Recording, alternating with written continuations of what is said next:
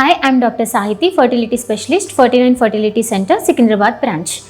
ఈరోజు మనం పీసీఓడి ప్రాబ్లంతో వచ్చే ఒక ఫీమేల్ గురించి మాట్లాడుకుందాం.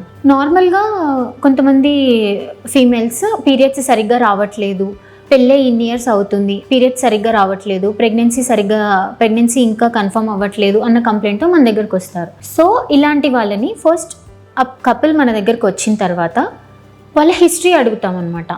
మ్యారేజ్ ఎన్ని ఇయర్స్ అవుతుంది, తనకి పీరియడ్స్ ఫస్ట్ నుంచి ఎలాగున్నాయి, పీరియడ్స్ రెగ్యులర్గా ఉన్నాయా లేదా అనే హిస్టరీ ఒకటి అడుగుతాం. పీరియడ్స్ సరిగ్గా రావట్లేదు అంటే ఎగ్ గ్రోత్ అనేది సరిగ్గా ఉండట్లేదు అండ్ ఓవ్యులేషన్ అనేది సరిగ్గా జరగట్లేదు అని అర్థం. ఓవ్యులేషన్ సరిగ్గా జరిగినప్పుడు ఆటోమేటిక్గా ప్రెగ్నెన్సీ ఛాన్సెస్ అనేవి మనకు తగ్గుతాయి అన్నమాట. సో ఇలాంటి కపుల్స్కి మనం ఫస్ట్ హిస్టరీ తీసుకుంటాము. వాళ్ళ హిస్టరీ, ఏం కంప్లైంట్స్ ఉన్నాయి ఏంటి అనేది తీసుకుంటాం. దాంతోపాటు కొన్ని ఇన్వెస్టిగేషన్స్ అనేవి మనం అడ్వైస్ చేస్తాం. ఇన్వెస్టిగేషన్స్ ఏం అడ్వైస్ చేస్తామంటే basic thyroid, sugars, prolactin and ఒక స్కాన్, ఇవన్నీ అడ్వైస్ చేస్తాం. ఈ టెస్ట్స్ బేసిస్ మీద మనము ట్రీట్మెంట్ అనేది డిసైడ్ చేస్తాం అన్నమాట.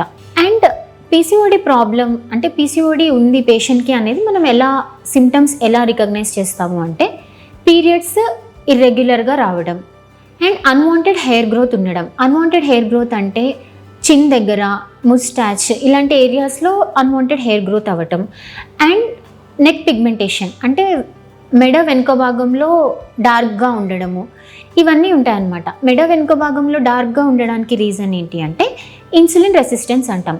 పీసీఓడి ఉన్న పేషెంట్స్లో ఇన్సులిన్ రెసిస్టెన్స్ అనేది ఎక్కువగా ఉంటుంది అన్నమాట.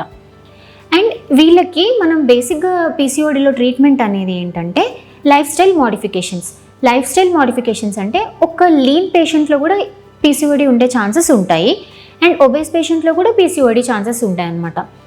నార్మల్ వెయిట్ కంటే ఒక 5 to 10% వెయిట్ రిడక్షన్ అయితే పీరియడ్స్ అనేవి రెగ్యులర్గా వస్తాయి అండ్ హార్మోనల్ ఇంబ్యాలెన్స్ అనేవి కొంచెం కరెక్ట్ అవుతాయి.